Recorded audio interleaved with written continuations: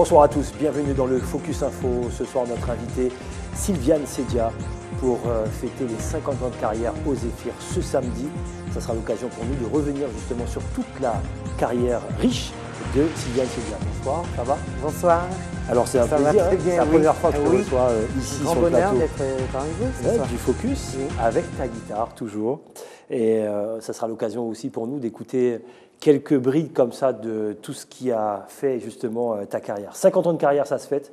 Avec du recul, Sylviane, est-ce que tu avais imaginé une telle carrière? Pas du tout. Qu'est-ce que tu avais imaginé? Ça a commencé à 9 ans, on se rappelle. 9 ans, tu as imaginé quoi quand la musique a commencé? La passion, la passion pour le chant, la guitare une année après, donc à 10 ans.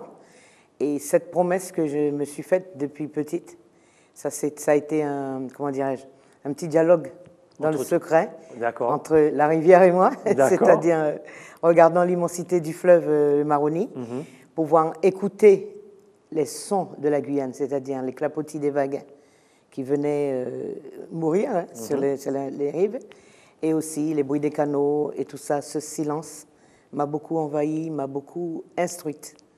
Et il me semblait même entendre battre le cœur de la Guyane. D'accord.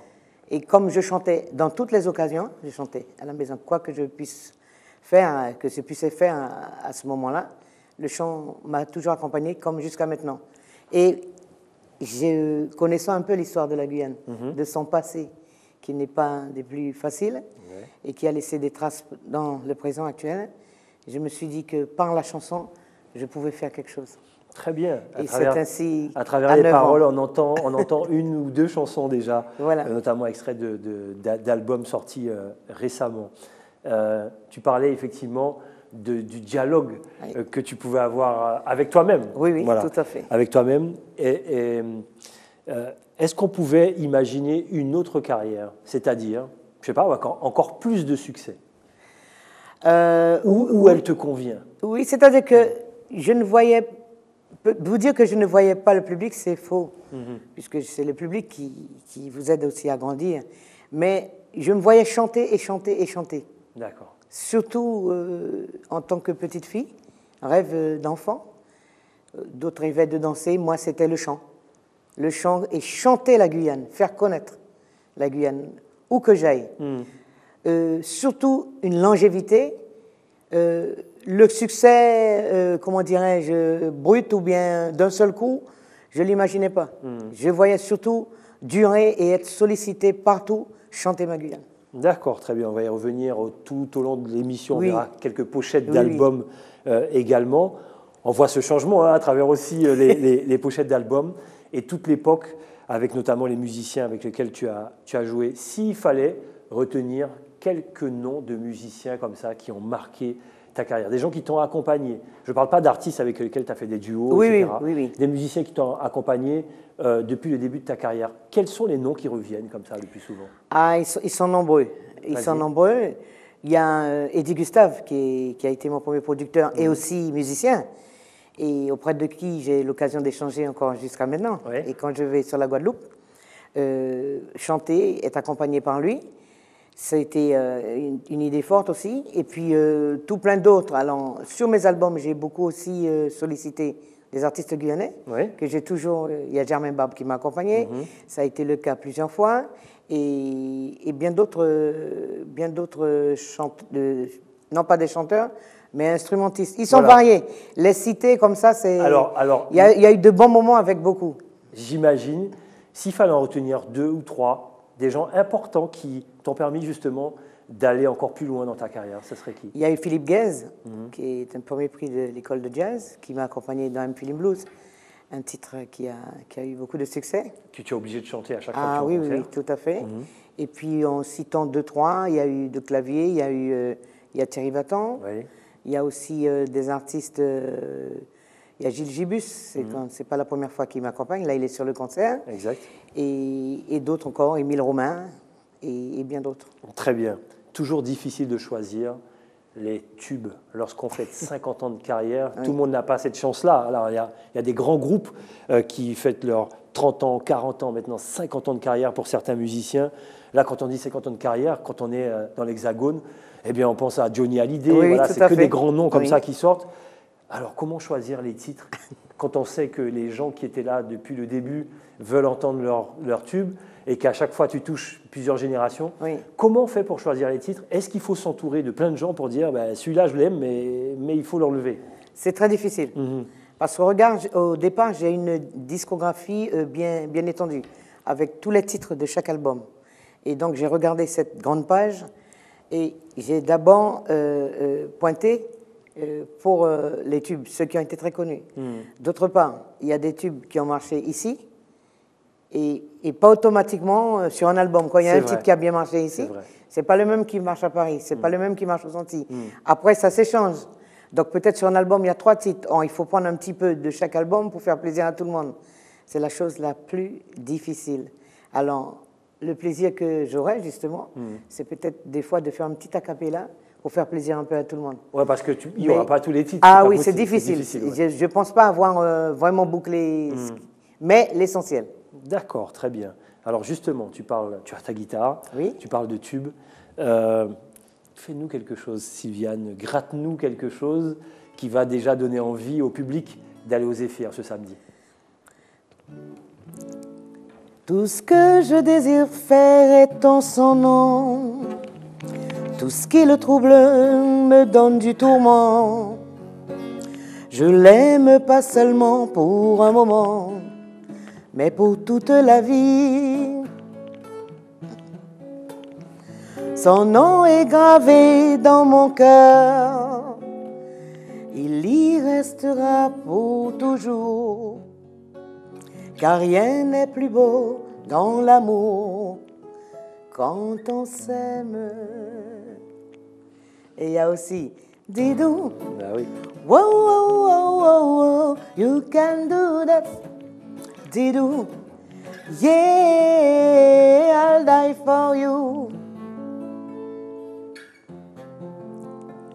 Actuellement, tout le monde bien savait ça qui a passé.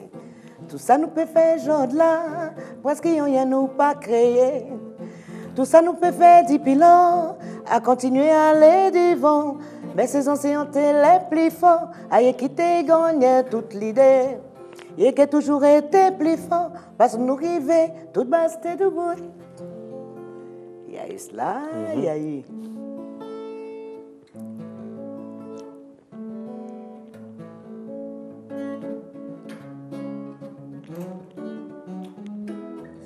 À supposer un monde mauvais, qu'à mijoter méchanceté. À supposer on vendait, vigile toujours marré. À supposer on malchancé, toujours veiller l'en mise tombée. D'où le refrain. Oh non, cultiver, pensez nous, gardez ça qui est bon, jeter ça qui est mauvais. Il y a eu tout plein. Allez, encore 2. Pour arriver déjà pour les plus récents.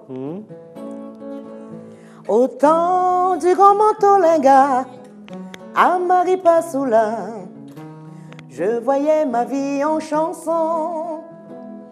En classe primaire à Saint-Laurent, à la fête du Saint-Patron, j'ai voulu chanter, rendre hommage à la beauté du pays où je suis né, chanter pour le monde entier. Et une dernière. J'ai voyagé dans un drôle d'univers que je n'aurais pu imaginer.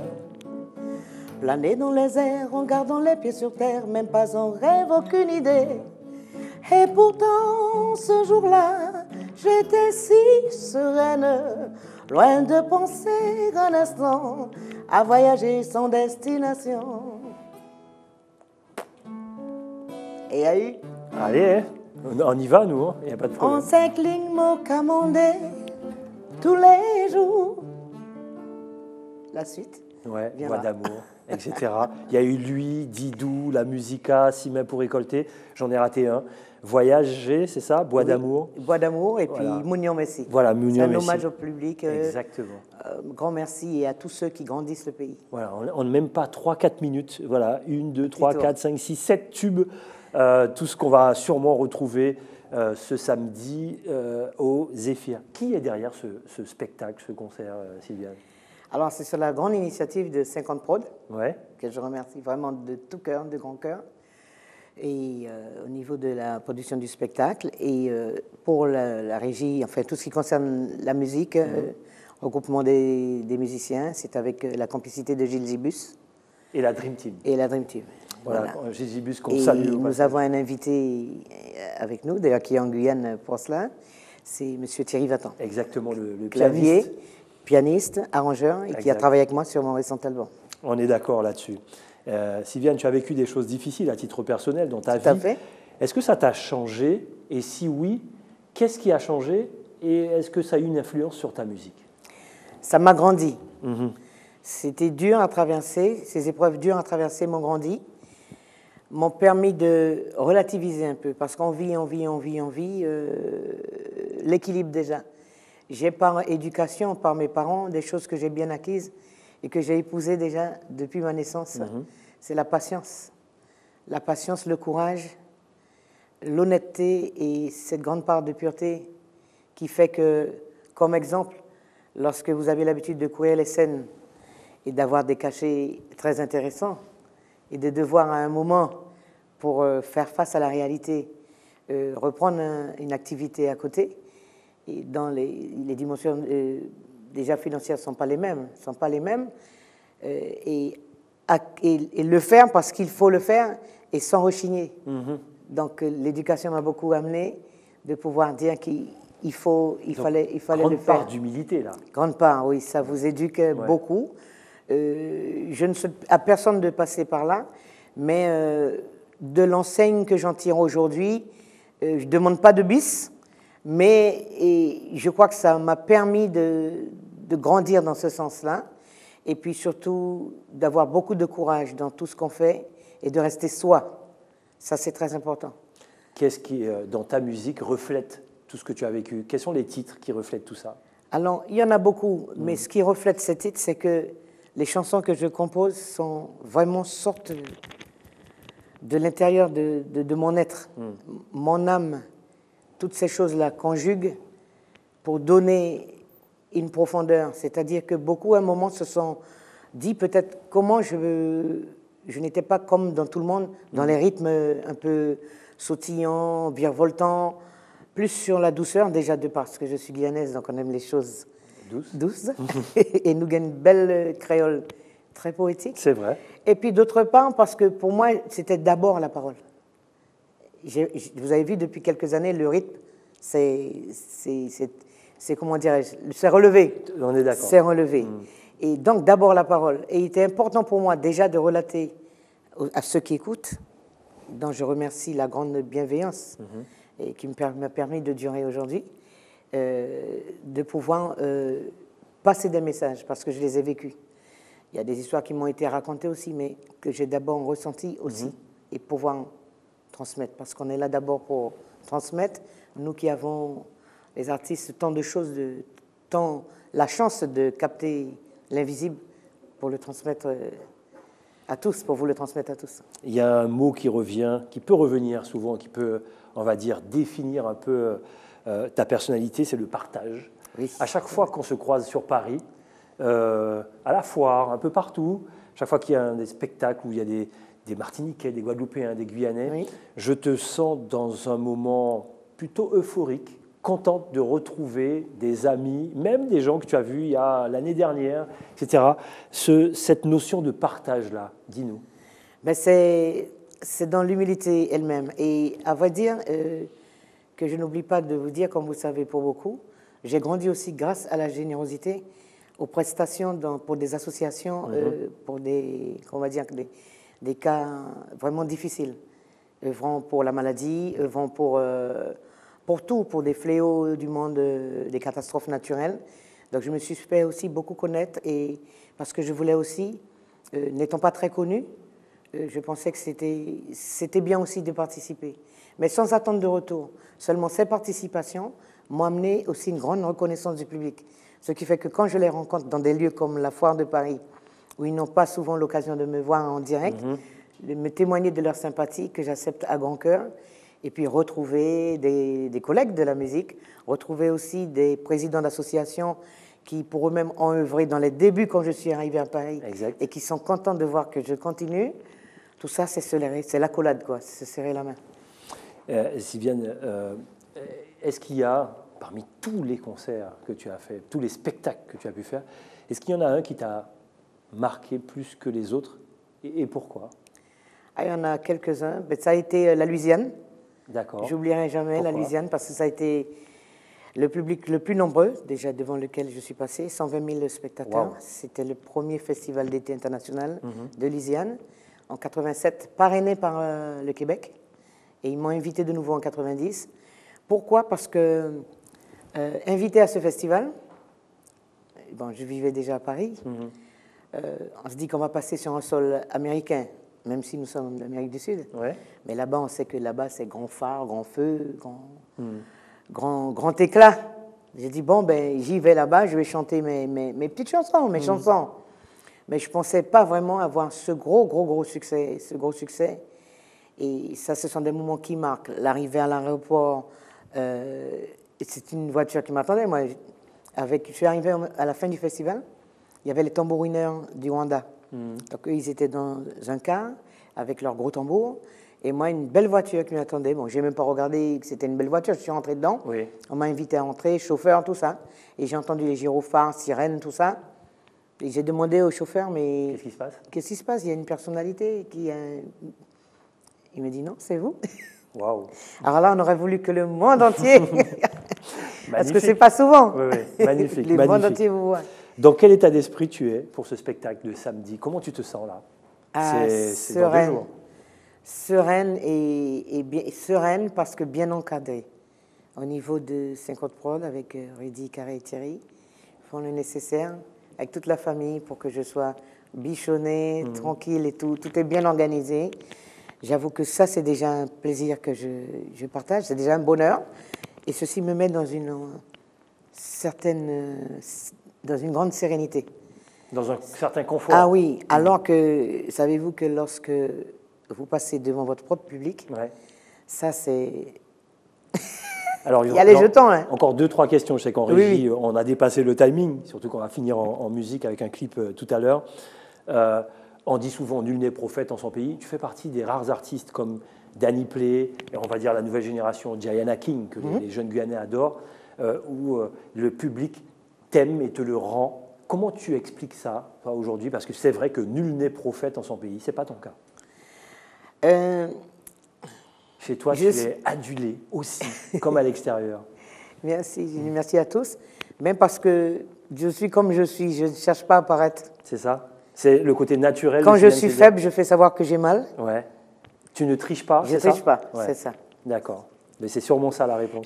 Je crois. C'est sûrement ça la réponse. Mais rendez-vous samedi au Zéphyr à partir de 20h. Je rappelle, les places sont en vente à Sun Studio. Donc n'hésitez pas, allez-y nombreux. Là, il faut du guichet fermé pour Sylviane Siedia pour fêter ses 50 ans de carrière. C'est comme ça qu'on se dit au revoir. Oui. Et on va se dire au revoir en musique avec un clip. Tu voulais gratter un peu ou pas? Non, je suis à quelques notes comme ça. Allez, gratter et puis on va enchaîner avec le clip. C'est comme ça qu'on se dit au revoir. Ciao. À samedi, Sylviane, au Zéphyr. Merci, à bientôt. Vas-y. Merci. Oui, oui, aïe, aïe, poisson à mot des mots. Oui, oui, aïe, aïe, mot pas bien soit encore. Oui, oui, aïe, aïe, poisson à mot des mots. Oui, oui, aïe, aïe, mot pas bien soif encore.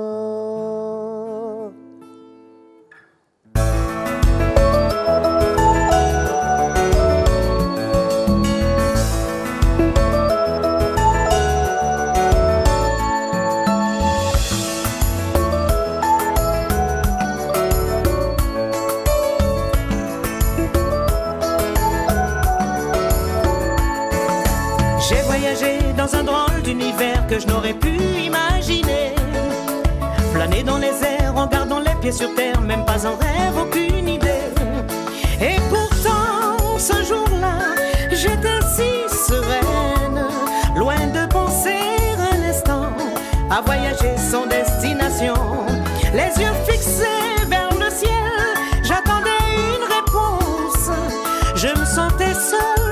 seule face au silence. Je me suis trouvée dans un grand tunnel entre la foi ou me résigner, sachant bien que je ne pouvais rien faire, sinon espérer me retrouver. Si fragile, impuissante, la peur m'avait désarmée, quand tout à coup un chant à mon oreille captive à ma pensée. Je ne pensais plus à rien, n'avais plus peur de rien, je me sentais si seule. J'ouvris les yeux et souris à la vie et me mis à chanter.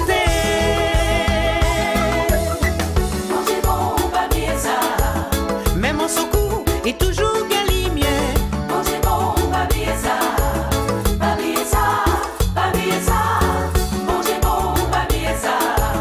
Papé dit pied à couteau garder espoir.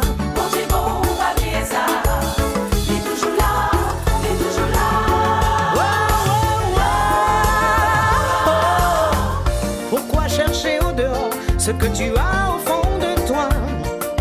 Tu as de la force pour prier encore, alors ne t'en prive pas. Essuie tes larmes, prie la belle dame, surtout ne t'éparpille pas. Tu as tes ressources, ferme les yeux, puise donc au fond de toi. Bon Dieu bon, pas oublier ça, même en secours, il toujours galinien. Bon Dieu bon, pas oublier ça, pas oublier ça, pas oublier ça. Bon Dieu bon, pas oublier ça, papé dit